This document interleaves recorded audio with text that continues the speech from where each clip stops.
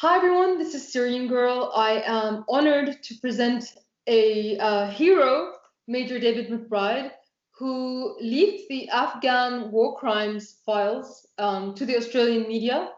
The Australian military, since many of my viewers are from America, have been involved in war crimes in Afghanistan, and this is now becoming big news here in Australia. Those alleged to have been unlawfully killed were all people under control, in lay terms prisoners, farmers or other civilians. This shameful record includes alleged instances in which new patrol members were coerced to shoot a prisoner in order to achieve that soldier's first kill. I don't know, mate.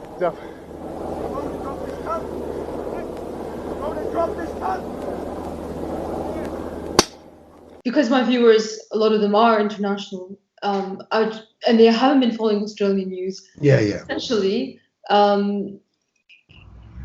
what happened here was that you leaked the war crimes files to the media, to the ABC. The police here actually raided the offices. There was charges filed against journalists, which are now dropped. And there we get the Brereton report, which supposedly they've been doing for 4 years, but I'm sure would not have been as strong and as timely as if it weren't for your leaks. That's my perception, but please tell me. Yeah, there's nothing like hard documents. And I gave them, I don't know how many, at least 100 secret documents, or maybe not, 1,000 pages, three. I was surprised how much I'd given them when I went to the sort of police headquarters and we were preparing for the case, and they said, do you want to go over all these files? This is part of the evidence of the case. And this, I had to copy. It was a bit like if you've seen good on you. Yeah, the story about the Watergate thing, but I had to go and copy them at night in the secret sort of like in the secret office, and like while no one was watching, and print them out. And yeah, there's a lot. I did give them a lot. And that made the difference, I guess, for journalists. It was no longer someone talking or someone that could be shot down. And again, one of the problems with this part of the world is even if they got a witness, they'd have to have their face blacked out. They'd have to have their voice recognition. And even when I saw the first stories like that, it's not that convincing. You kind of, as the audience, you can't help but think, is that really an SA soldier, or is that something? Yeah, for them to have like a whatever it was, 1,000 pages of classified documents about the Afghan war. Yes, I guess that made a difference between an almost story and an actual story. Why do you think the government reacted by raiding their offices? That's a bit of a mystery, and seems a bit more embarrassing. Well, in the sense that, we'll find out one day. It actually helped me. I'm not sure whether the police were trying to, because that created much more press interest in my case than was already there. I'm very grateful for Annika Smethurst, who was raided at the same day, for your viewers, as an Australian journalist. And the headlines were, her underwear drawer was kind of raided by the police, like as if they're not allowed to look in there. It's funny, the things that take people's imagination. Anyway, but I'm so grateful for Annika Smethurst's underwear drawer, because of that, people were suddenly interested. I could be going to jail for 50 years and no one really cared. But once they had a sort of salacious story, suddenly, the phone didn't stop ringing. And I don't know what they probably had. The police have been, they probably had some reason to go into the ABC. I don't know. It's not clear, because they had all the documents. Maybe they were trying to match up the documents they found in my house were the documents the ABC had or something. I don't know. They didn't necessarily have to get anything from the ABC. It wasn't clear. I wouldn't be surprised with the way this government works. As I said, so much is about appearances.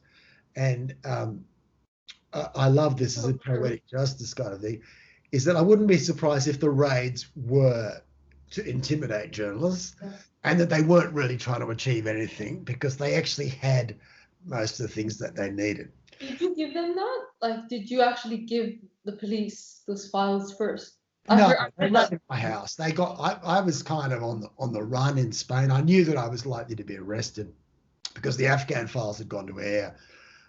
It was relatively clear that they'd got the documents from me because this is one of the problems with being a whistleblower. They say, oh, if you're,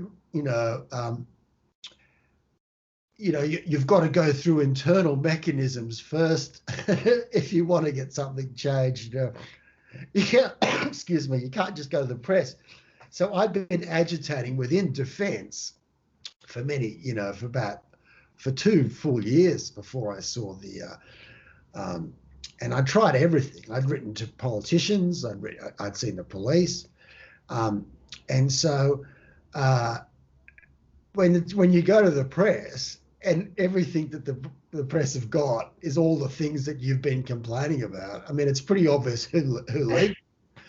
So, I was in the frame and I knew I was in the frame. And so I took off to Europe I'd got a payout from the defence and I thought I was going to try and make a new life. I thought I would take up the activism over there and see if I could get change. And while I was there, they raided my house and they found all the documents. At first, I was like angry at myself and I was like, we should have destroyed them. But about a day later, I said to myself, no, I'm glad you didn't destroy them because to destroy them would have made it look like I felt I was a criminal and I felt I was guilty. And I kept them. I deliberately kept them because I thought that they would protect me. And I thought that if I destroyed them, and then I tried to make these claims that, the government were doing terrible things. There was war crimes and blah, blah, blah, blah. But I'd lost the evidence. I'd never be able to prove it. And by having the evidence, I'd be able to say, look, this is something I truly believe in. I believe this is worth standing up for. The evidence is here. And I didn't destroy it because I don't feel like a criminal. I feel like I'm an activist. Well, that's the thing about whistleblowers,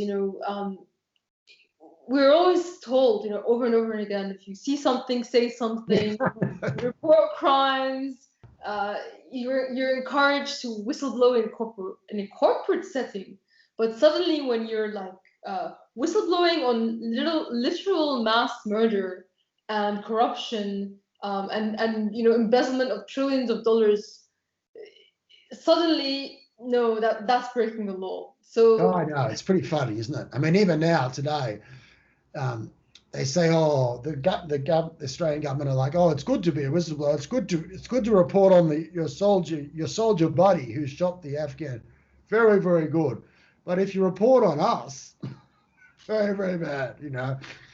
So do you think it's because your report didn't just implicate with those small? Yeah, that's it. That's still that's what they're angry about. I almost don't want them to drop the charges. I mean, some parts of me wants it to be ended, but I want to see that the generals are answerable for what they've done. I don't want to. I won't be satisfied if it's just a couple of people at the bottom end, corporals. That's too predictable. That allows the same abuses to go on in the future. Yeah, you blame a few bad apples, few scapegoats down the below. Yes. And then everything's good. But it was the organisation, it was the worship of public image that created that problem. The turning a blind eye to good people who stood up, bullying them and preferring the evidence of charlatans because they were better press. Those bigger issues need to be dealt with, and I'll be very disappointed if they're not, and the generals get away scot-free, and the politicians. So I want to keep going with that. But you're right, it's hard to get people interested. And I notice this is one of the awful things about, being a whistleblower, especially for a government department. If you told on someone for misusing a $50 cab charge, you'd be resolved. They'd get in trouble, and they used to chase me for sort of cab charge, even when you had permission to use a cab or whatever, but you'd lose the receipt. They take that kind of thing seriously. But yeah, if you've got a story about 50 murders and organised government cover up and medals for murderers, it's the people don't really want it. It's just too much for them. They don't really want to know. It's like go back to the cab charge. That's more interesting. You know what? As someone who came from the Middle East and became a citizen in Australia, I have to say, from my observation, the fact that they fixate on those cab charges is just to create a perception of being very clean, orderly, no corruption, to conceal the fact that there actually is a lot of corruption. I think that's you're right. You're crazy if you think that there's corruption, because even those cab charges are the things that we like. Even those we follow through on. I think I grew up in quite a privileged background. In fact, it was very privileged, and I went to a private school or whatever, and I didn't have any. Often you don't realise what you've got because you just don't have anything to compare it with. But I grew up believing most people are good. I'm beginning to see. It's taken me a while to realise that actually. Because I used to think, it sent me a bit mad, but I could see that there was a lot of people who lived a lie, who, as you said, pretended they couldn't have been an accident, but they pretended that they were, Mr. Clean or whatever, and they cared about the cab charters and they cared about all that, but they were secretly rorting the system and having an affair or whatever. But I was quite spot. That's pretty prevalent. I think you're right, and I haven't come to that easily. I've come to that conclusion hard. But I think there's a lot of people who do that, who are actually in business or whatever to try to skim things out. And I think it's even more sinister that they pretend. They don't even say, "Oh, I don't care about the rules" or whatever. It's not obvious. They do things to cover their tracks, by making sure the cab charges are done. Meanwhile, they're stealing, $100,000. Do you think the Brereton report has helped you? Do you think it makes it almost impossible to continue with the charges? Someone asked me that today, and it certainly helped my case, yeah. But it's a bit like, the government trying to put you on charge. It's a bit like a big US Army tank, coming towards you. And I've hit it with a couple of, and I'm like this sort of partisan with the RPG, and I've blown a track off the tank, and I've dented it with another RPG. And it's slowing down now. It's like, it's grinding and it's not working quite well, but it's still going on. And, and that's what it's a bit like. We have the fact the charges were dropped against the journalists, and the government came out and said, we can't prosecute the journalists because the story was in the public interest, and we don't prosecute public interest journalists. Now that's like an RPG hitting the tank. That's going to make it harder for them to prosecute them. The second one is in the public interest, what you did. So yeah, and the Brereton one again. It's like it hasn't pierced the armor, but again, people are going to say, well, even if you try and deny that, the Afghan files was one of the things that led to Brereton. David McBride leaked the material to the Afghan files. You're not prosecuting the people that ran the Afghan files because it's public interest. And you say part of the whistleblower, I laugh at it, they must stick in their throats, but part of the sort of whole Brereton summary has been, we could not have got this far without people coming forward and pointing out wrongdoing and standing up. And that must stick in their throat because they know that must apply to me as well. Now they have to now sort of say, okay, he was a whistleblower, but he was the wrong type of whistleblower or something. They're going to have, which is not going to be easy for them to say that, because they can't even say I've damaged national security. They could say that, stand up, because, and this is one of the reasons, one of their weapons they've got is a secret court where they can close the court down and nobody can hear. But, and I think, again, these people are quite evil, because I think the only reason they've done that is so they can run totally ridiculous arguments without the press and the public saying that doesn't, like when they try to say you've revealed secret information about the war in Afghanistan, it's like the war's been over for 6 years. How could the fact that we killed somebody and you cut someone's throat be secret information? It's highly embarrassing. It's highly disturbing, but it's not the same as secret. The government classifies, they define secret as anything that could embarrass them. And we would really be able to take them to town to say, none of this damages Australia in any other way that embarrasses us. And what's more, the fact that you're trying to hide it from the public and the Afghan public, that's another nice element we can introduce to say the Afghan public deserves to know what went on. That's embarrassing. And actually, and as again, it's just, I'm still a soldier on the inside. And that's the sort of stuff that creates terrorists. I mean, the idea that we would hold a secret trial, it's to do with Afghans being murdered. We don't let the Afghans find out about it. We cover it up. It looks like we're covering up our murderers. We put some guy in jail who was clearly a whistleblower and well-intentioned. I mean, if you heard all that, why wouldn't you want to declare war on Australia? Well, I think they want to create terrorists. That's the other thing. Yeah, I know. Well, you're on a whole level of another level of cynicism, which I have to say, I never started there, but I'm getting closer and closer to thinking that's it.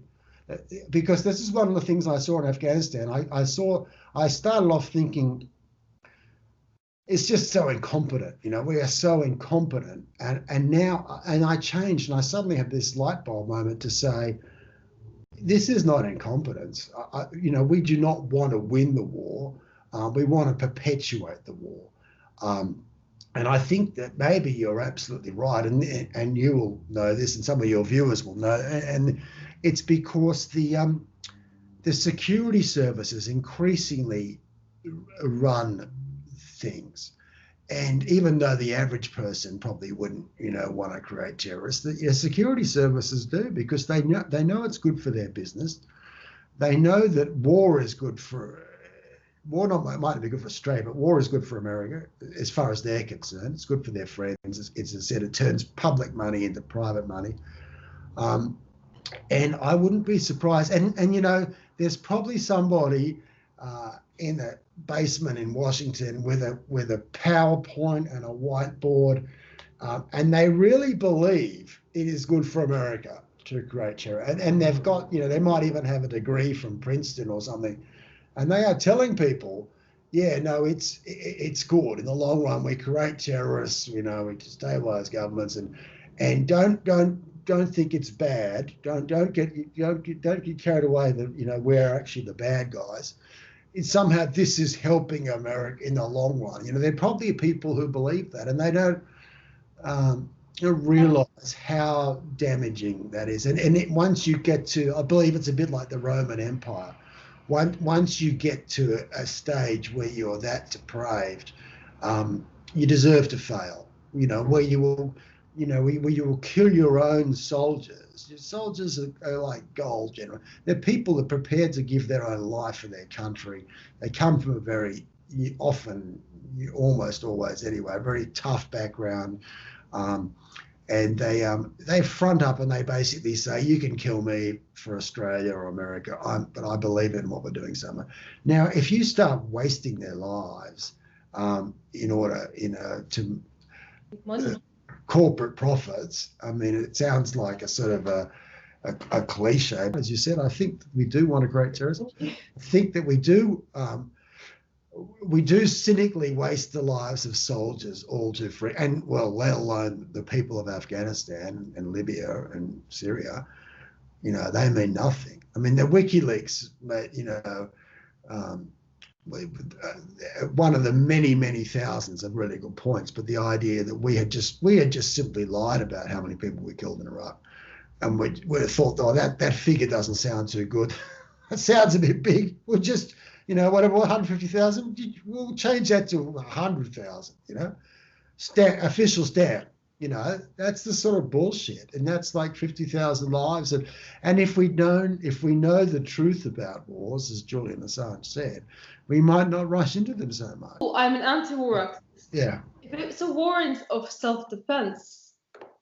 Yeah, exactly. I'm not going to be against it. Like, as you see, my other country where I was born, Syria, is fighting a war. I'm not going to say lay down and die. You know, so I'm not. But I also recognize that war is ugly. You know, it's you can't make it beautiful. Yeah, and that's a good point to make, and we'll talk about that at length, because that is actually a good point. And I think you're absolutely right. The idea that we were going to go there, you know, we only had a relatively small amount of soldiers, but 3,000 or something. But the Americans had 100,000 troops at one stage, and they're not highly trained. And the idea that people were not going to get killed when you're dropping bombs and only bad guys, I mean, that was a myth. That was a lie. That's not what happens. And if that's what I've said, if you really don't want war crimes and murders, you shouldn't be sending the troops in the first place. And it's real hypocrisy to say, oh my gosh, you know, some soldiers killed some farmers. It's like, what did you expect was going to happen when you invaded a country and you send these guys into, you know, they do their best, but that's what happens in war. And the idea that it was not going to be ugly and just, you know, we were actually creating a new kind of hell.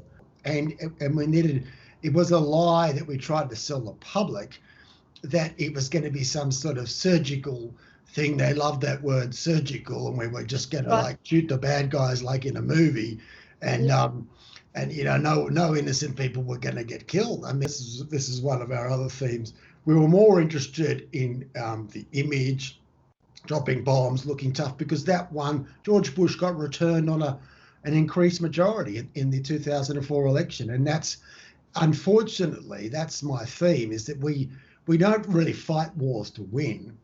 We fight wars to win elections, you know, and everything we put out is really just an ad, and it's an ad for the consumption of the domestic audience. And at places like Afghanistan, Iraq, and Syria are great for the unscrupulous politician, because they're so far away.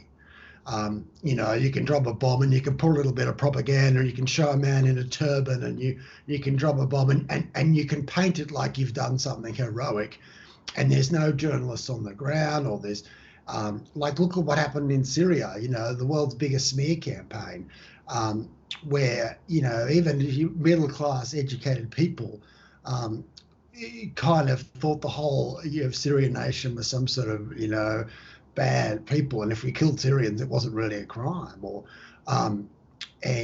so it shows you how things can be manipulated. You're more aware of that than anybody. You live that. But it's I think that in many ways the Taliban was a gift for the Americans, because they were sort of this unlikable enemy from central casting. You know, in a Rambo movie, the enemy would look like Taliban. And so they could just bomb and kill and win votes. Ironically, in Rambo, the Taliban were the good guys. Yeah, that's right. The Russians. What you see here are the Mujahideen soldiers, holy warriors. To us, this war is a holy war. One of the great ironies, but no one ever says it, one of the great ironies was that the Russians, at the time that the Russians were fighting the Mujahideen, they said to us, some reasonable Russian diplomat said, you understand, you'll be fighting, these guys will be fighting you soon. And we were like, oh no, oh, where are the beacons? Fred. I think they were like, yeah, we're counting on it. And I remember, you know, sometimes truth is stranger than fiction. I remember being in Afghanistan when I was there with fighting the war, and American general was briefing us, and he said, to be honest, what the Russians were trying to do in Afghanistan wasn't so bad, and it's not really that different to what we were doing. It's And it's like, yeah, just like, oh yeah, whatever. We demonized them, we blew them up, we killed them. Now we're coming in and doing the same thing, and we're just like, oh yeah, whatever. I would love to know about the war crimes themselves, if you could tell us. It's pretty disturbing, and there's no way around that. It's not people reacting too fast on the battlefield and shooting someone holding a spade thinking it's a gun. None of that. It's like capturing 5 farmers, suspecting they're Taliban, taking them into a shed, shooting them dead, and then saying, maybe taking photos of them holding AK-47s, which you've been holding in your bag, and going back and saying we had a great battle. There's a few despicable elements. Sometimes that they got awarded bravery medals for battles that never happened. You know, as a soldier, that just chills me. You know, that just makes me sick. You know, the idea. Some of these were totally premeditated. Soldiers talked about it. They covered it up afterwards, and but some of them, not all the cases, but in some cases, they boasted about it. The good side is it was reported by fellow SAS people, and they got you know, bullied, and you know, it'll probably be very hard for them, even though they did the right thing.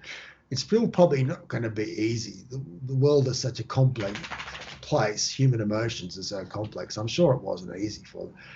But yes, SAS people did complain. They were often bullied. I think the chain of command often took the side of the bully, which again makes me disgusted, because it was in many ways, while they don't want, the hard reality was, if you killed a lot of Afghans, it looked like we were winning the war. And if it looked like we were winning the war, you got medals. And if it looked like we were winning the war, the politician got re-elected. So they liked the killer. And no one ever got a medal for not pulling the trigger.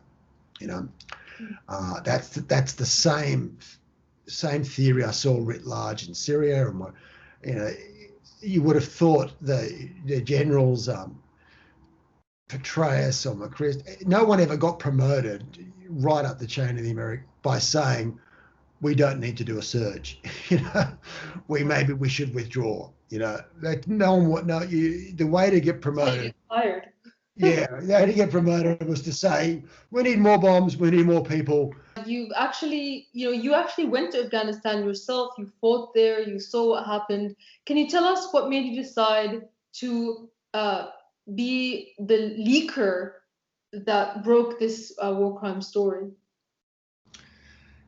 It happened quite slowly. The analogy I gave yesterday was the idea of being married to a serial killer and being very much in love with them, you know, and you don't know this, and you're always prepared to cut them a bit of slack, and you're always prepared to say, well, you know, somebody said that they saw you at the scene of the crime, but it could have been someone that looked like you, and there were lots of unexplained things, but you're always prepared to give your own side the benefit of the doubt. I came from a very conservative, conventional background. I went to university. I went to law school when I was quite young. I went to Oxford University. I went to the Royal Military College in the UK. I was a proud member of the UK Armed Forces. I really believed that, at least in the Western world, our armed forces were a force for good, and that while exceptions happened, they were rare. And so it took me a while to be shaken out of that. But I saw more and more, and I was particularly lucky, I guess, that a few things started to build up, the perfect storm. I left the British Army in the 90s, but I started to do security work. And one of the security jobs I had was for a television company. And they were doing extreme, extreme travel journalism. It was still travel journalism, but it was slightly more interesting. And we went to places that you wouldn't normally go. Like we went to Iran, we went to Sudan, we went to sort of the Islamic Sahara, and Pakistan, and the jewel in the crown for me was we were going to Afghanistan. As someone that grew up on the stories of the sort of British India and the Raj, it was something that always fascinated me. So that was the one I really wanted to go. It was my role. I wasn't on camera. I didn't write the stories or whatever. I was behind the scenes. But it was a good role in a place like Afghanistan when the Taliban were in power. This is like the year 2000. It was good to be behind the scenes because I got to meet members of the Taliban government. I got to meet low-down Taliban soldiers. I got to meet everyday Afghans. And I saw I got a pretty good grip of the country. Obviously, it's complex. But I could see that it wasn't necessarily the way it was portrayed in the Western world, and everything was sort of contextual. Anyway, I didn't come away any great activist about Afghanistan, but at least I had some sort of, I wasn't completely naive as to what it was actually like there. And I started working as a lawyer in Australia. I kind of settled down from that adventurous lifestyle, and then our 9/11 happened, and more we got involved in the war in Afghanistan from Australia's point of view. And I still believed that we were there with some sort of decent purpose. I could see that the Al Qaeda, the situation was probably more complex than people were letting on, but I liked being a soldier. I associated my time as a soldier with my time with the British Army, which I felt very positive. And to get to Afghanistan to do sort of combat missions was the goal, and I got to do that, and I was very proud. I got on my first tour in 2011, and this is when I started to see problems. The army's a bit like a sort of a corporation that you get up and move to, a remote location, and like all corporations, dominated by meetings and PowerPoint. A lot of PowerPoint. Even you'd be surprised how much in a war zone, how much PowerPoint there is. And what started to depress me, that rather than actually really helping the Afghans, or really even fighting the Taliban in a way that was sustainable, we were doing PowerPoint slides as if we were sort of some sort of which said, "Oh, next year we were going to win," or "Next year we were, we were turning the tide," and we're making slow, steady progress. All these cliches that we used to put out, but people are coming over to us, and I knew that in 20 years. Sorry. Yeah, exactly. And you know what? This is one of the because they rotate. The Americans used to rotate 1 year, do a full 12 months. Every year from 2002, they said, "We're turning the tide. Next year will be the turning point." And nobody said, "But you said that last year. That's we've got to get real." And I wasn't trying to sort of criticize them. I was actually trying to get a result. I still have a sort of soldier mindset, and I was like, what are we're never going to win, whatever that means, if we keep pretending. It's like cheating in a scientific experiment. If we keep pretending that what we're doing is working and it's not, it's going to keep failing. It's a bit like any kind of business that's actually making a loss but pretends they're making a profit, and of course it's only going to get worse. And I could see that we were more popular in 2002 after we kind of like cleared the Taliban out than we were 10 years later in 2012. And by that time, we'd spent like $1 trillion. And I'd also worked in politics before I rejoined the army. So I had a little bit of a scope then. And I began to see the sort of bigger picture, to say, the general public would think, well, we must be doing a good job in Afghanistan because we wouldn't be spending $1 trillion otherwise. But they didn't realize that spending money in Afghanistan was good for politicians. It wasn't their money. And by paying some contractor to put in like a road or highway or whatever with government funds, American taxpayer funds, was a way for the sort of politicians to turn public money into private money, in the sense that the American taxpayer would pay for a new superhighway in Afghanistan. Didn't matter whether anyone was going to use it, how long it took to build, or you get to choose whether they actually needed water. But we build them a superhighway. With a lot of infrastructure projects you probably didn't need, and then the company, there was one particularly like Halliburton that Dick Cheney was in, or there was one called DynCorp which ran all the bases, got for huge money, and that turned out to be corrupt as the days long.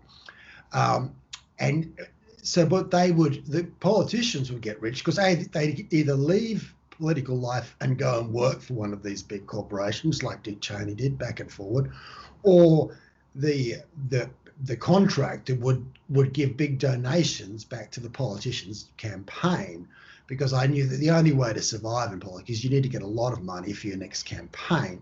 So if you give, some contracting company a big contract to build an airfield in Afghanistan, the next time your election comes around, they're going to give you $100,000 for your campaign. And so it's a way for you to turn public money into your own money. There was very little thought about whether we were spending money. There was a lot of corruption in that. I'm sure that the bill for the road might have been $100 million. It probably cost $20 million. $80 million was being funneled into, side companies, flunkies or whatever. And apart from that, and this was the central problem, I think. We never really cared about winning. There was no such thing as winning. We were there. It was like what I called the Instagram war, in the sense that like those Instagram famous people that have wonderful pictures about their life. Here's my beautiful lunch. Yes. Here I am in Paris. And, a lot of the time their real life is nothing like what they portray with their weekly one-shot photo. And that's what the war in Afghanistan was like. As long as we build a school, because schools were obviously some sort of self-fulfilling, if we build a school in some village where there's no jobs, suddenly the world's going to suddenly get better. We build a school, we get a photo, and we'd send the photo back to Australia, and then you'd kind of get votes in Australia. It didn't matter whether they really needed a school.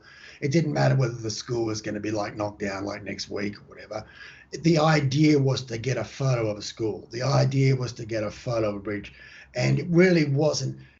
And the reason I say this, and it was quite conviction, was that there was no one doing the metric about, are we actually winning? Are we improving? Do the Afghan people want this? Is this direction we wanted to go? There was some hard shoulders. No Taliban were allowed to, come into the government or whatever, simply because. And the other hard shoulder was as long as things looked good. The only time, I don't think they cared about war crimes. I don't think they cared about corruption. The only thing they cared about was if anyone found out. And then it became a press issue. As I said, the God was image rather than fact. We were trying to run the Afghan war like that. It was all about image, because it was based on a lie anyway, in the sense that the idea that the Taliban, the Afghan, was some sort of danger to the world, which they weren't.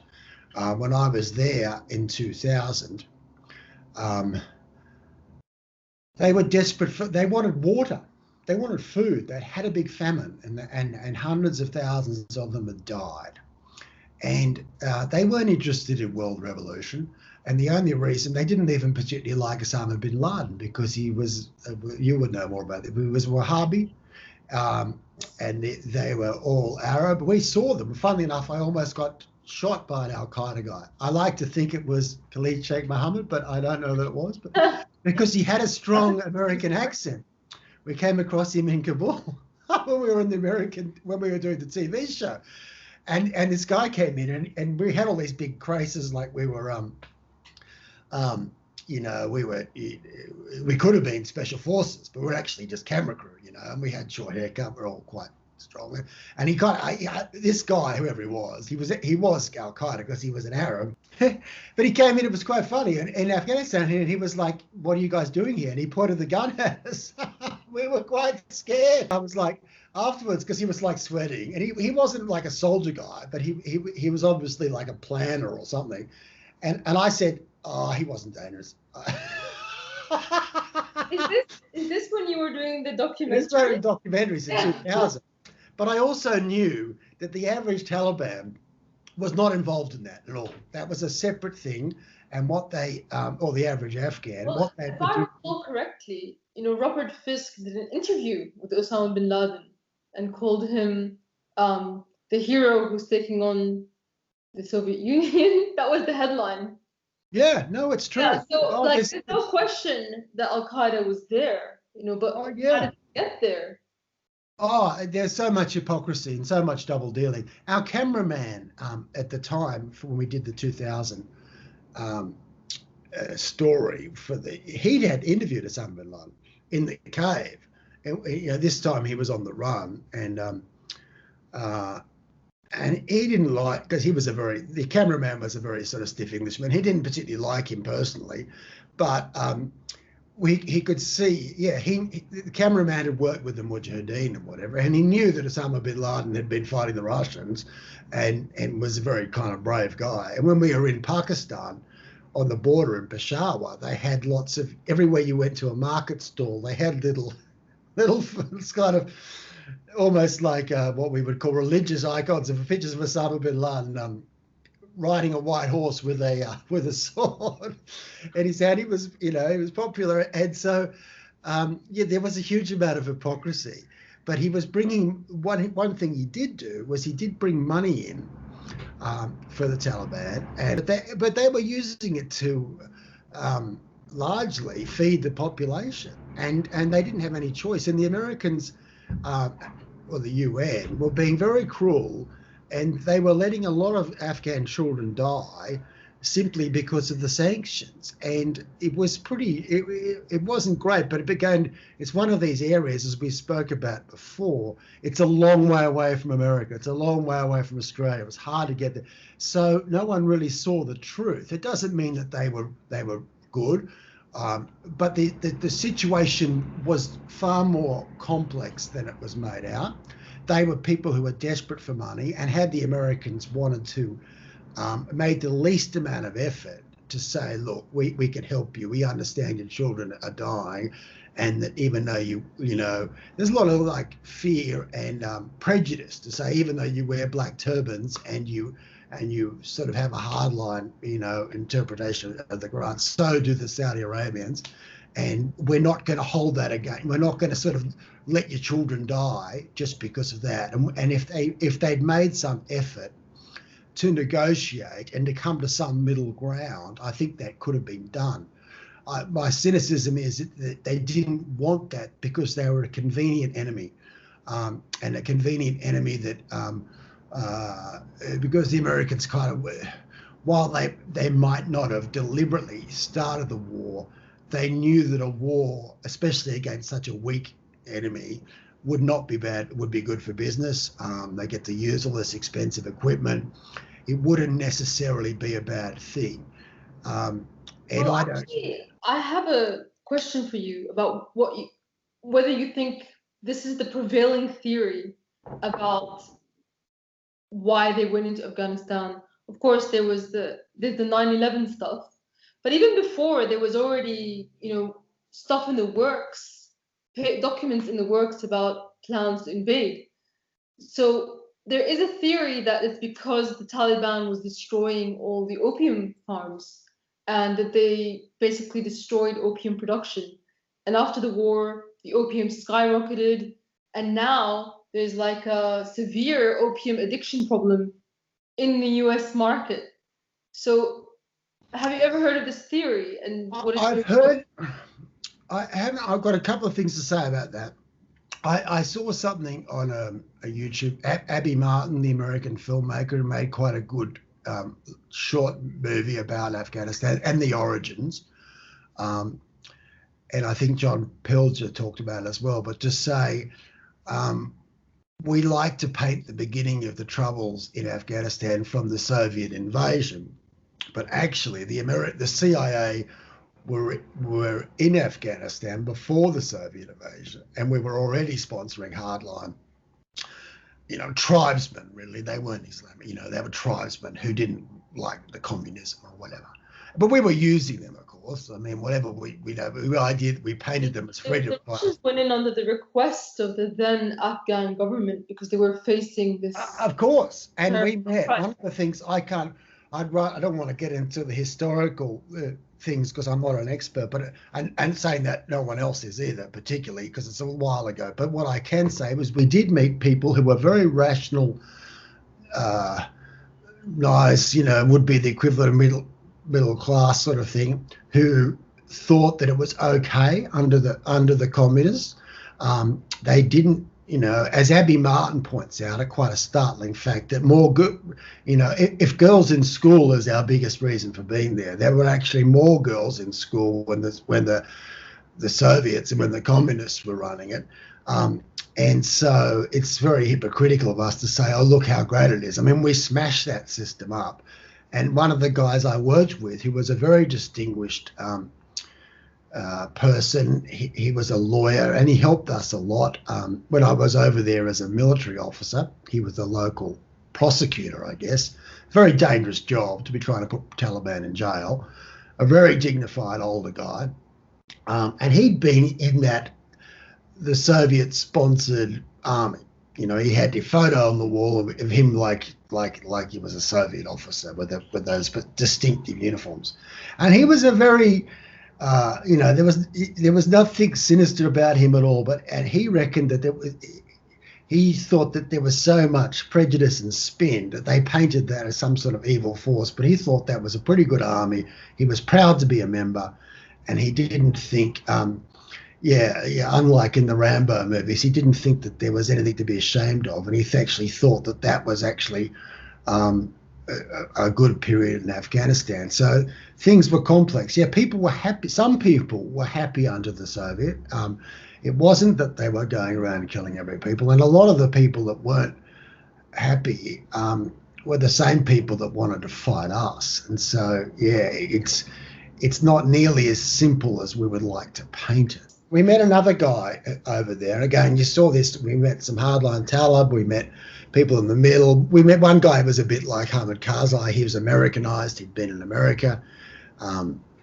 I think he probably didn't like the Taliban because they'd burnt the poppies. Like Hamid Karzai, like his brother is a drug warlord. Yeah, no, and Hamid Karzai got really angry because they got rid of him, Karzai's brother. Yeah.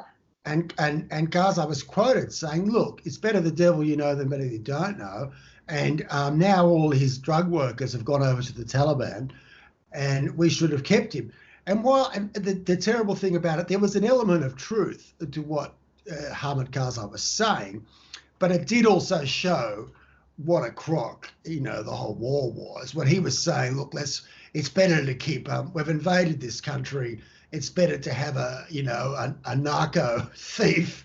We're going to put that in charge. And the idea that we were there to really do a good job or anything, it was perhaps in some ways it did make the place safer. But the idea that you'd put in a narco terrorist and say, look how good we are, Yeah, it was a bit ridiculous.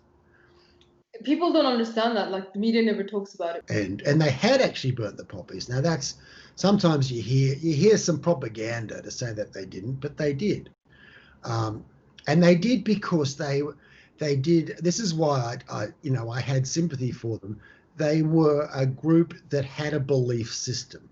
It might not have been totally what we believe in, but at least it wasn't all about money. And so when they decided that they did have to discuss it with Mullah Omar or whatever, but when they decided the smoking of the poppy was bad for Afghans and it would create addiction, they burnt the poppy, and they really did it. And they didn't let's just pretend to burn, like we would do, pretend to burn the poppy and make money out of it. And actually, to their credit, I mean, as I said, when the children were dying of starvation, they still didn't go back to growing the poppy because they realised that would make them, that would mean that they stood for nothing. If you're a party that's meant to be on your belief systems and you actually go back on it, and that's one of the reasons why, in reverse, why I got so disgusted with our own side. I mean, if you claim to be the country, the force for democracy, for freedom, for human rights, if that's your whole raison d'etre, and it turns out that you lie, you cheat, you steal, you murder, I mean, that's very sickening. It's one thing if you're like, some sort of tin pot South America and you don't claim to be the world's leading light, but it becomes very cynical and sinister when your whole, when everything that you're meant to be based on, it doesn't even have to all be a lie, but you start doing things, it's a bit like pedophile priests. I think that's what it became. It's worse than just a pedophile. It's when you are meant to be holier than thou. When people come to you for support. General Angus Campbell said about the leaked war crimes report that's been finalized now. He said we have lost our moral superiority. And I'm like, what moral superiority? And that's what I agree with. That's right. Well, you said it now. But I was a believer, and I agree with. There's quite a few things about speech which are good. I agree with that. I agree with his apology to the Afghan people. I think what the irony is, and I guess it's kind of funny, but what he wouldn't like to agree is that saying, everything he says about the soldiers also applies to him, and it also applies to our politicians. We have lost the moral authority. They try to say, oh, well, we didn't kill people. Well, actually, of course, they did by sending in like 100,000 troops or whatever to some, country, and we've kind of invaded. And while they killed Australian soldiers as well. Yeah, of course. You did kill people, and that's okay. But what the SAS soldiers were accused of was basically thinking this is all too hard. The Taliban. We don't know who they are. Sometimes they're lying in wait. Sometimes they pretend to be farmers, whatever. So if we just go into villages and kill people randomly, they will fear us. And the local people will kind of think, who's worse? I'm scared of the Taliban. I'm pretty scared of the Australians. So maybe I'm not going to join the Taliban, whatever. So that's the kind of theory that they had, the Congo theory. That's why, it was calculated. But, and while, the killing is sort of what people remember, the fact of the matter is, and as a lawyer, I can see it in a bit more clear-eyed and not get carried away with that. But it's effectively breaking the law, thinking you're above the law because you think your plan is cleverer than the law, and you're going to break the law because you think the means justify the ends. But that is exactly what the generals did on a big scale. They broke the laws all the time. And again, they would say to me or to you, but the means justified the end. We had to Look at the Iraq example. I mean, everybody knew that the weapons of mass destruction was a crock. They knew they had a plan to go into. They wouldn't have gone in if they didn't know it was a crock. You know, Yeah. if they really thought for 1 minute that Yeah. Saddam had weapons of mass destruction, they wouldn't have risked sending soldiers in. Oh, yeah, of course. It didn't make any sense. And they, friends of mine in the American military said they had plans to invade. They were ordered to start planning the invasion early 2002, before any of that sort of weapons of mass destruction really blew up. So they wanted to go to war, and they made, they made up that thing that was concocted. Now that is exactly the same as an SAS bloke on the ground saying, I think the best way to win this war is not to play by the rules, but just to string people up and shoot them.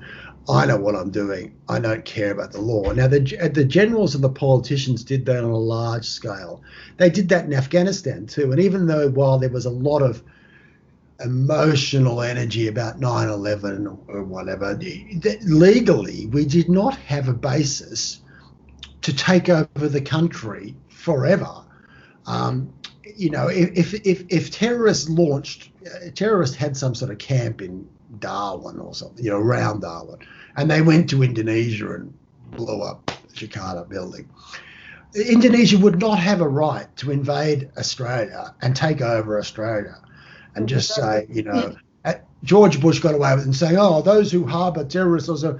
They did not have the moral high ground from the beginning. No one wanted to question it because of the graphic images of 9/11, even though there was so much hypocrisy, and as if,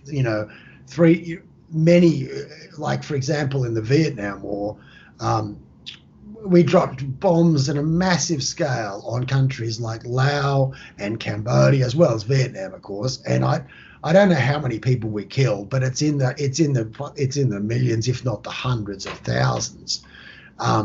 So the idea that 3,000 people killed in New York that day was something the world had never ever seen was wrong. It had been done. In fact, it had been done by the Americans. Here's the thing that gets to me.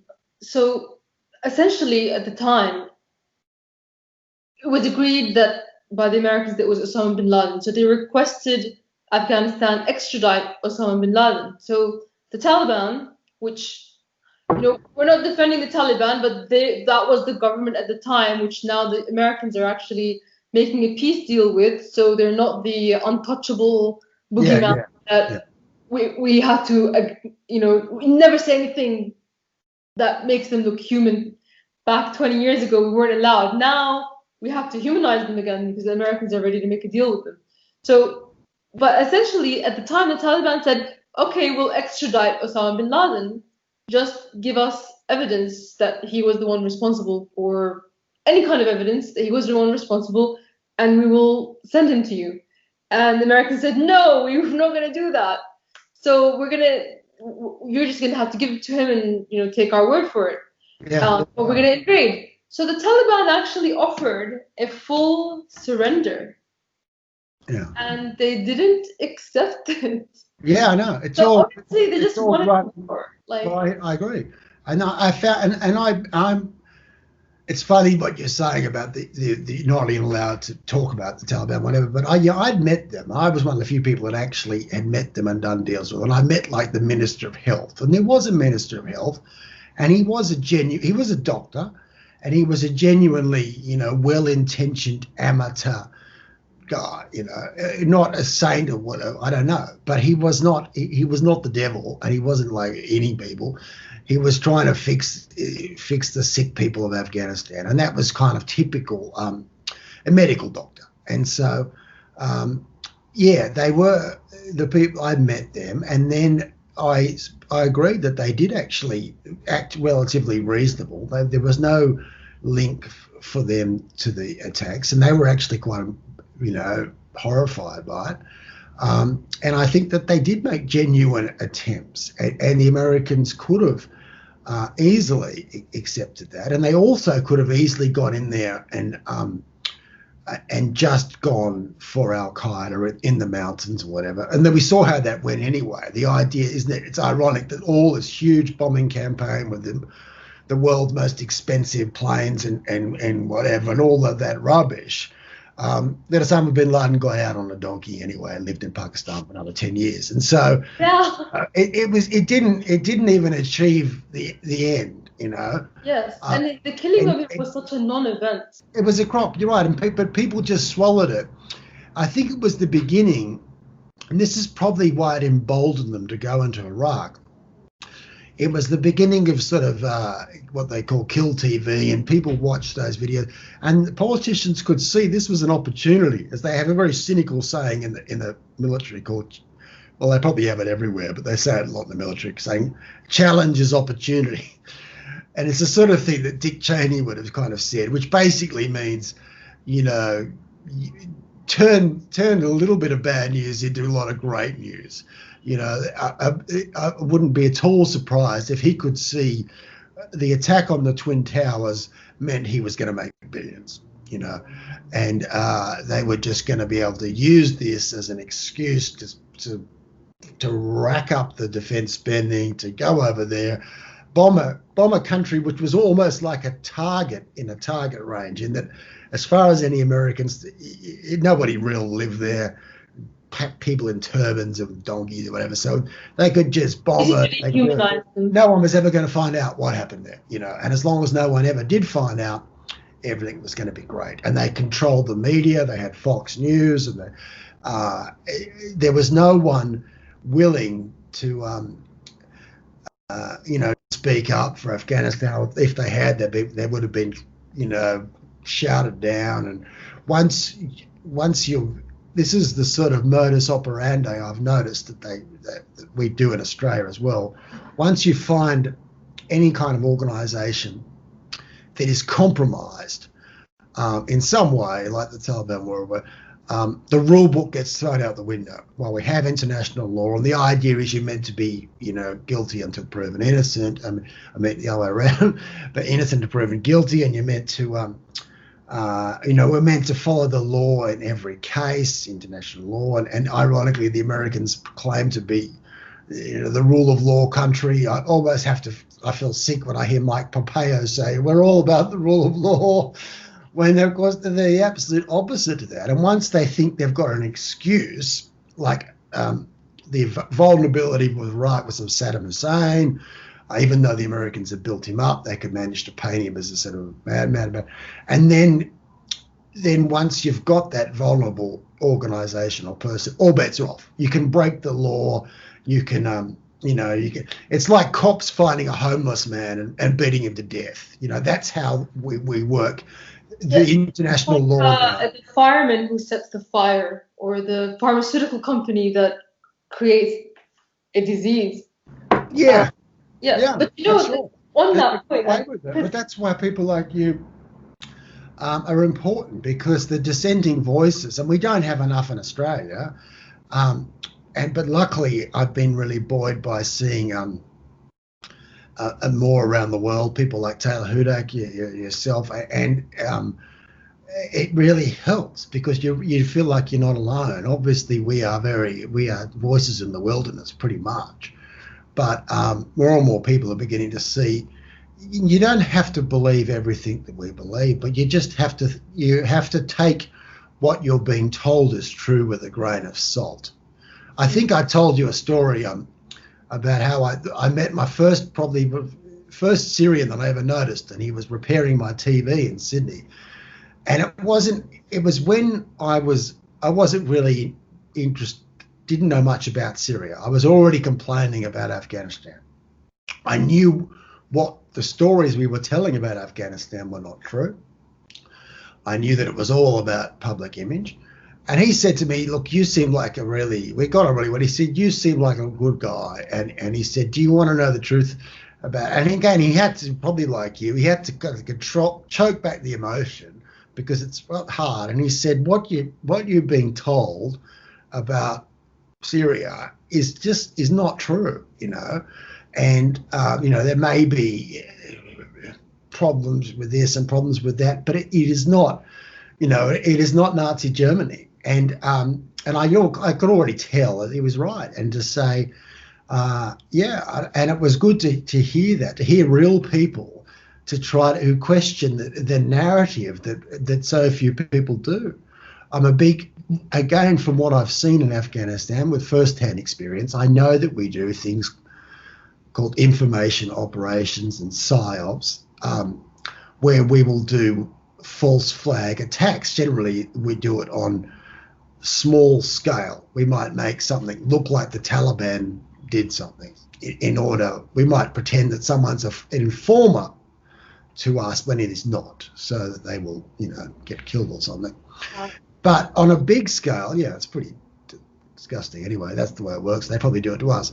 But we use the same sort of thing on a big scale. I think that the chemical attacks in Syria, I think there's huge questions over them. And you could see it from someone who works in the business, in that sort of army, because the lawyers have to sign off on all kind of false flags attacks. And you could see that the gas attacks had a lot of the hallmarks of false flag, where it benefited us so much for the warmongers who wanted to go and bomb or whatever, the gas. And even if it wasn't the Western powers, which it probably was, but smaller groups who could see it would be benefit for them. And again, a lot of people in the West are slightly naive, and they don't realise how ruthless some of these groups are. And if that means killing their own people in order to justify the big picture, they're going to do it. Absolutely. And I could see that, and I could see what was going wrong in Afghanistan was happening in so many other places as well, because it was all about the narrative. The narrative slowly, I think probably only from the 1990s, the narrative had become more important than the reality. And once they decided they wanted to get rid of Assad, and then they found reasons, a bit like weapons of mass destruction. Once they make the decision first, and then they find reasons for the decision later. But 3 reasons that they cycle through: weapons of mass destruction, democracy, and terrorism. Like, those are the 3. What I find striking as a Syrian is that they claim to be fighting terrorism in Afghanistan while supporting terrorist groups and destabilizing Syria, arming Al-Qaeda. Essentially, if you read the WikiLeaks, that's what they were doing in Syria, and we know that that's what we were doing, from personal experience. It just goes to show you the hypocrisy of it. They create it here and then they fight it there. But I wanted to say, I was always an anti-war activist, even before the war in Syria began. When the war in Afghanistan was about to start, I was actually in school leafleting against it. So it was like 20 years ago. All our activism, and you mentioned Taylor as well, all of the years of work we did against the war, none of it has compared to the one thing that you did. That thing has basically surpassed anything we've ever done.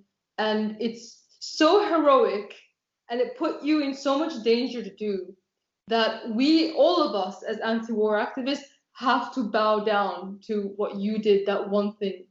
And it's incredible. And I thought maybe, you're unique in that you're both a soldier and a lawyer.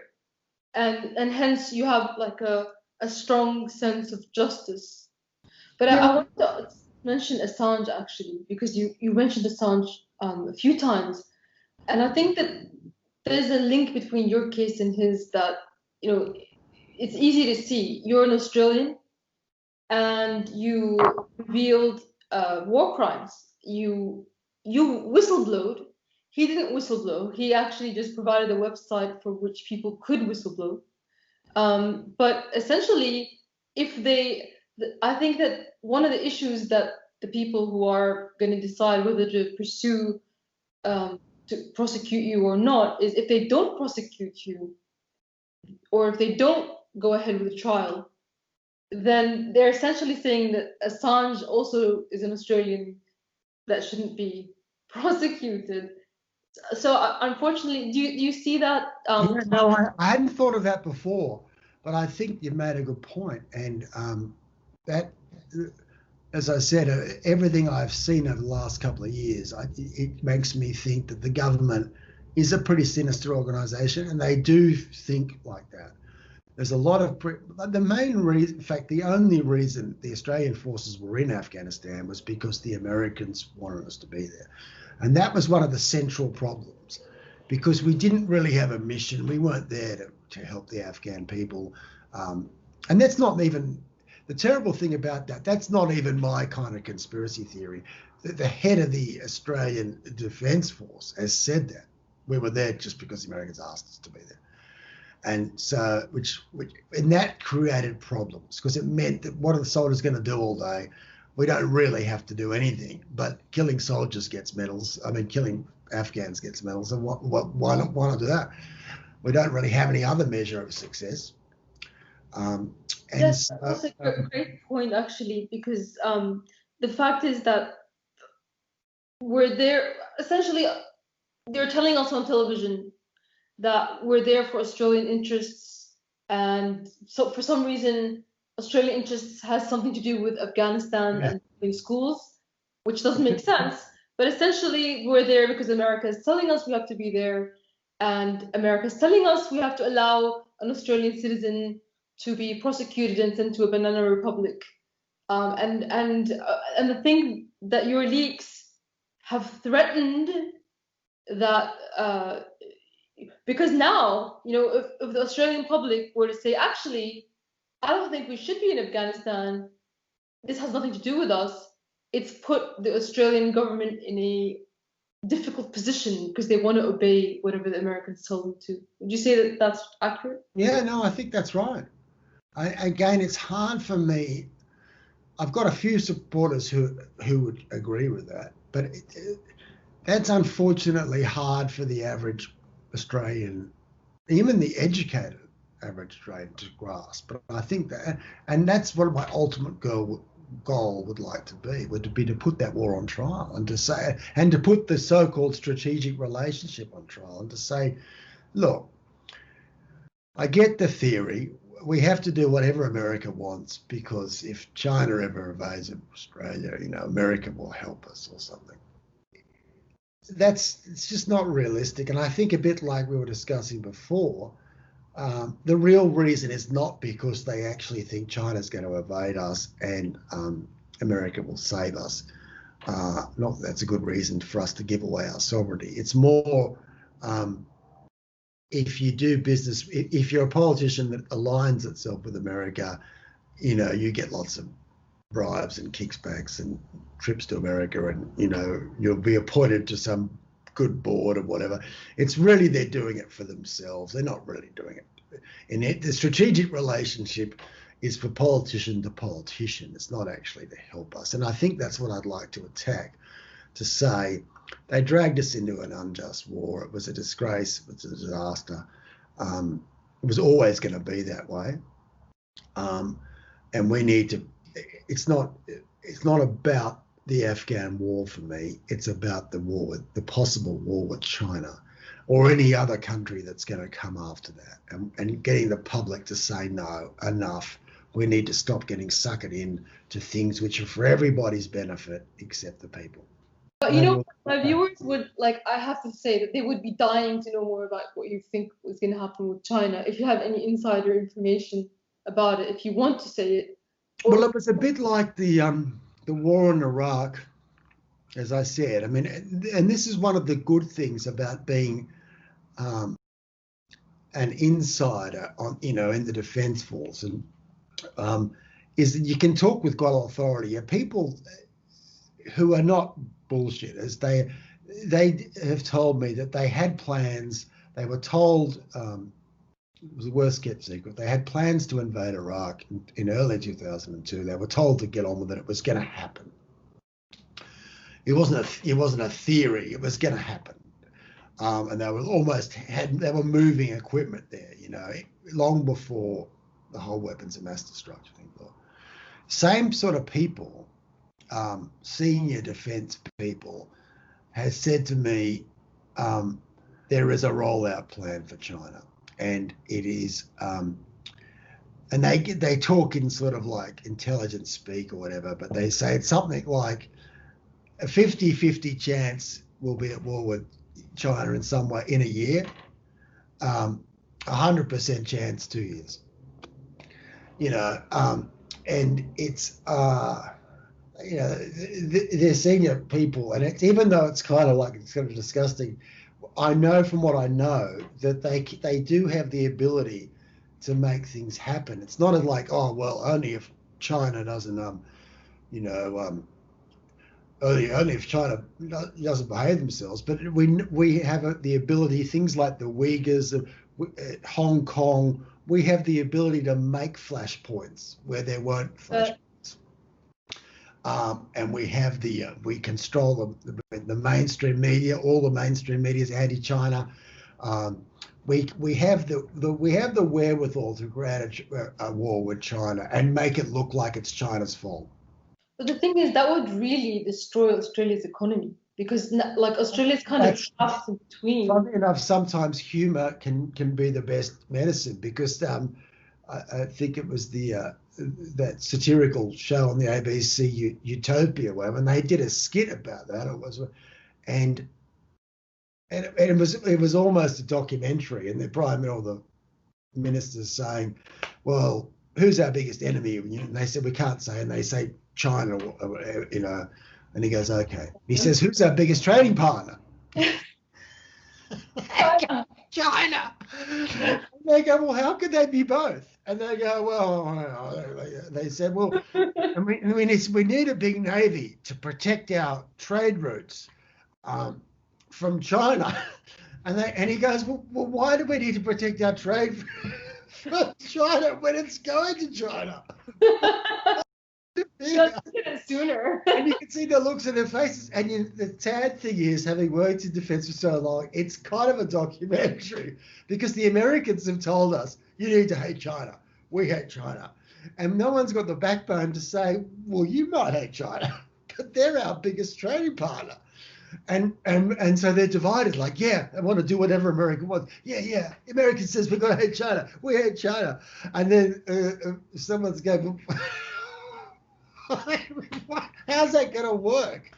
And I think they realised it a little bit too late. And I think even Scott Morrison backed off, because they were talking up war with China and how bad they were. And someone was like, are you kidding? And all the people were meant to be helping, the farmers, the people who are already drought struck. You've got some, idiot politicians, Mike Pizzullo, is a dangerous idiot. China's bad, and suddenly we're starting to lose some trade deals. And it's like, are you idiots? Just because US tells you that, we need to go to war with China. It doesn't anybody think about this for more than 5 minutes and say, and if that's what it costs for us to be friends of America, maybe we need to have a look at that again, Though, there was one intellectual or intelligence analyst, I forgot his name, I'll add it in here, that said that, Australia has a choice. They could either go with the US or they could go with China.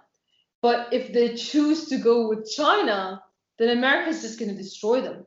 Now, the question is, what does this all mean for Australia? You're in a quandary for sure. Everybody knows what the quandary is. Security-wise, you really want to go with us. It makes just a lot more sense, right? And you understand that security is more important than prosperity, because if you don't survive, you're not going to prosper. Survival is of the utmost importance, because you can't pursue any other goals if you don't survive, right? So security's got to be number one. So you'll sacrifice prosperity for security, right? That's what will happen. That's why you'll be with us. Now, some people say there's an alternative. You can go with China, right? You have a choice here. You can go with China rather than the United States. There's two things I'll say about that. Number one, if you go with China, you want to understand you are our enemy. You are then deciding to become an enemy of the United States. Because we're talking about an intense security competition. You're either with us or against us. And if you're trading extensively with China and you're friendly with China, you're undermining the United States in this security competition. You're feeding the beast from our perspective, and that is not going to make us happy. And when we are not happy, you do not want to underestimate how nasty we can be. Right? Just ask Fidel Castro. I saw there was a good thing, I think you might have seen it on Twitter, and they had some kind of smarmy American guy who was probably ex-CIA, and he's going, you know, the reason you are friends with America is because if you're not friends with America, we make life really difficult. We do this, we do that. And the Australian audience are like, like they're kind of laughing. It's pretty sick. They're really idiots. When they realise that he's actually, you know, it's a threat. I don't think be with either. I'd prefer, because I think one of the things that, linking back to the Brereton inquiry, what came out of it is that having a moral compass and actually believe in something is more important than pure economic prosperity.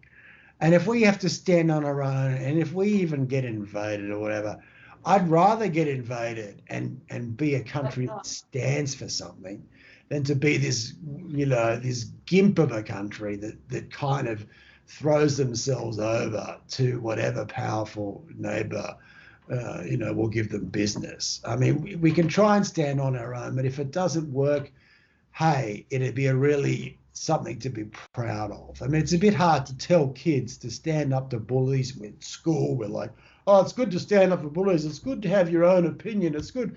And then when they get older, it's like, oh, well, we need to totally get in bed with two nations, both of which we can't stand. You know, what happened? What happened to standing up and being, you know, having strength, moral courage? When did we abandon that? There is option C, which if any Australian politician were to ever say, they would very quickly be removed, is Australia starts making its own weapons and defending its own borders. And of course. Then not having wouldn't even need that many people. Anyone else's foreign policy. We don't even, of course. That's an Australia I'd like to live in. That's an Australia I'd like to live in. And you know what? We do okay. We would do okay. And plenty of countries have taken on America with AK-47s and they've done okay. And all we really need to do is to protect Australia. We don't need to be, as someone else pointed out, another one of those geopolitical thinkers, once you have an army that is capable of deploying a military to other countries and fighting wars, you are invariably going to send it to other countries to fight wars. It seems to be a self-fulfilling kind of prophecy. You pretend it's to protect, but you boys with their toys, if you've got something, you're going to end up using it. But if we just concentrate on protecting our own island, we'd be better off, you know. You know, it's interesting that China has an army of like the population of Australia. Sure. And yet they don't go into these adventures. They do economic warfare instead. That's a good point. You're right. And this is why this kind of yellow peril thing that's talked up, it doesn't make any sense. They've got no intention of invading Australia. They kind of own Australia. Why would they invade their own holiday resort? They bought all of the freaking trading partner. I mean, it's kind of nuts. Of course they would.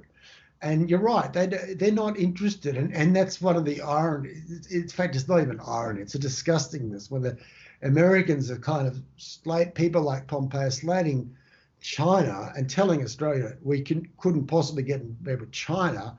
And yet in the last 20 years, as far as I know, China hasn't started any world wars or invaded any major countries. They've got some issues, but compared to what America's done, there's no comparison. And the idea that, you know, they're the bad guy, when you've got Syria, Iraq, Afghanistan, and all the other, you know, the Central and South American countries that have been destabilized, it's pretty despicable, you know.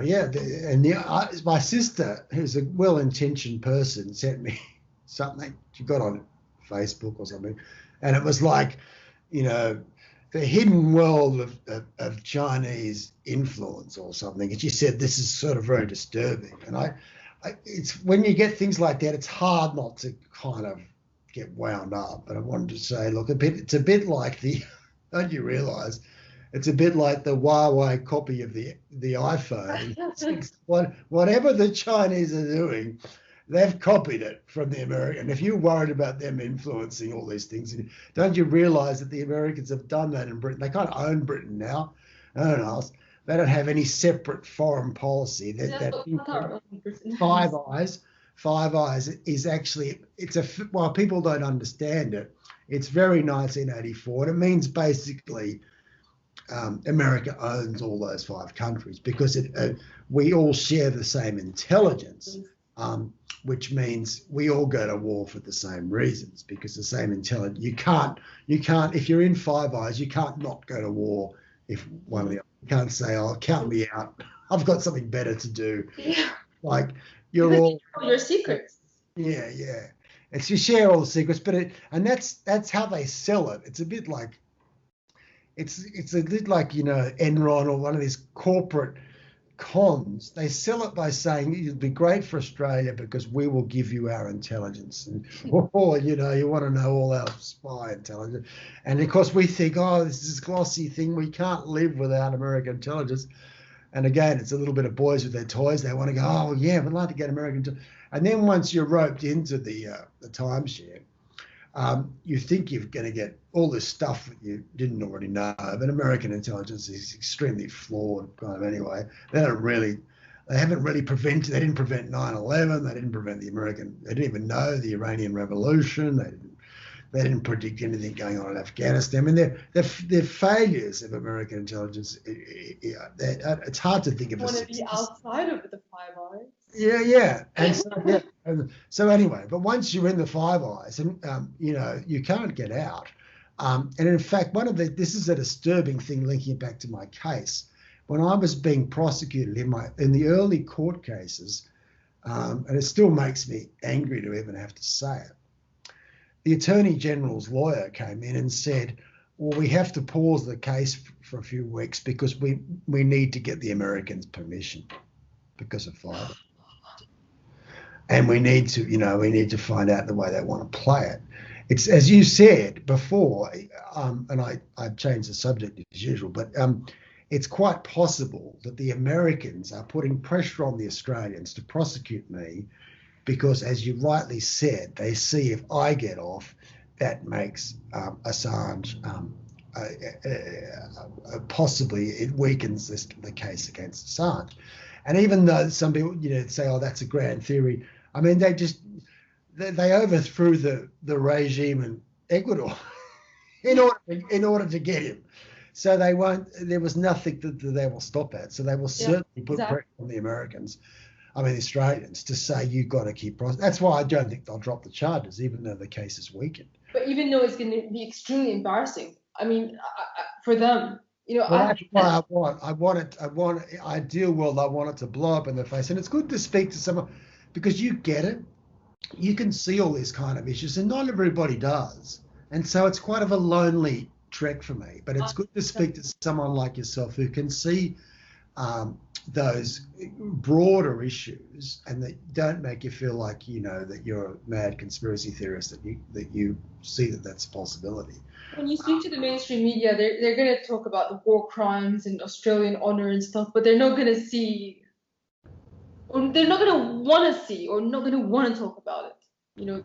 That's Well, I mean, I've already done a few tweets on it, but it's a little bit ironic, isn't it, that even they're talking up SAS whistleblowers and people doing the right thing and exposing war, and isn't this terrible? We've seen a lot of that lately. Isn't this terrible? And yet what Julian Assange uncovered, or he publicised through WikiLeaks, as you pointed out, was every bit as bad, and yet he's going to jail forever, and the Australian government don't want to do anything about that. And the disconnect between the two things. Yeah. Is it bad to kill Afghans? Yeah. Is it bad to kill Iraqis? Yeah. Do you put people in jail for exposing that fact? But do you know what I think is treason, in fact? I think it's treason to not look after your own citizens just because a foreign country is asking. Yeah, oh, I think it is. And it's good to hear you use that word. I used that word early on in my case. And yeah, I was ridiculed, you know. And the idea that, you know, and it's funny, I've been ridiculed a lot in my life, and you often you get vindicated. Yeah, I said that if any senior official puts their own interests ahead of the national interest, that is treason. And I think that's what they did in this war crime. I think that the right thing for them to do would have been put these famous soldiers on trial as soon as they heard. Whether or not the public opinion would like, that was the right thing to do. And the reason they didn't do it was because it was better for their careers to pretend it didn't happen, push it under the carpet, push it down the road 10 years. It's been 10 years now. And they're saying it'll be another 10 years before there's even, like, the trials are over. And that is treason, I think. That is putting, because sure, it's better for the general to say nothing else. It's better for the general to draw it out, and to talk about it. But actually, for the country and for the soldiers and for the people, it would have been better to say, let's get on with the trial. I mean, sometimes they had video footage. They had video footage of someone shooting someone. I mean, why would you take 20 years and all the damage that it does to everyone? Why wouldn't you just have a trial there, pretty much there and then, and that's one ticked off? But no, draw it out, make it faster, because it's in their benefit. Yeah, it's in their benefit. It's not in the nation's benefit. And I agree with your definition, and it's very nice to speak to someone who can see that, because often I feel like I'm going mad because people. You say the word treason and they kind of laugh at you. You may as well. First they laugh at you, then they fight you. Yeah, that's right. You know, it's considered. You may as well be saying blasphemy or something. You know, they consider it a nutty kind of thing, but I think it's very real, and I think the penalties for it should be very strong. Putting Australian citizens in jail just because they report crimes. That's treason. Yeah. For the sake of a foreign country, that's treason. Yeah, I agree. And they get away with it because they get mainstream media on side. And as I said, they're not ruled by principles, they're ruled by public opinion. So they think, it can't be treason because, you know, the latest news poll shows I've got 52% for this action. And yet that's not the right test. The right test is, are you following the law? And you're right. If you send soldiers to death and something which you know is wrong, which you know is a false war or whatever, if you let someone who you know is a truth teller go to jail, it is treason. And it's really, I've said it before, but I'll say it again. It's really warmed my heart to see you say it, because I was saying that for a long time and I was considered nuts. And any time you trash your own country for your own selfish benefit, and you're in a position of power, it's treason. It's serious. And the test is not public opinion. The test is what's right. You're absolutely right. I want to give you the opportunity. I mean, I do have a more international audience, but I think if anyone can help you anywhere in the world for doing this service, giving us the truth, is there anything that you can suggest that they do? Where can they follow you? Where can they give funds to? Anything like that? I've got a GoFundMe page. It's called 50 Years Prison for Whistleblowing on the ADF. I'm very grateful for any donations. If people want to hear more of me, tell Partisan Girl and get me back on, and because that is very good, because I one day, as I said, I really believe it. One day want to be able to go to the Middle East. I want to be able to talk. I want to be able to learn as well as talk. And it's, you know, that's the difference between us, I guess, and other people, is we do actually want to get a result. It's not enough just being activists. We're interested in actually change for good and achieving something. So I would love to do public speaking, and if we can do more, that's where I want to go. We're glad to have you on this side of the fence. Welcome. We give you a big embrace. So yes, thanks for coming on my channel. Come again anytime. Thank you so much. Thanks for your time, and I really enjoyed it. My pleasure.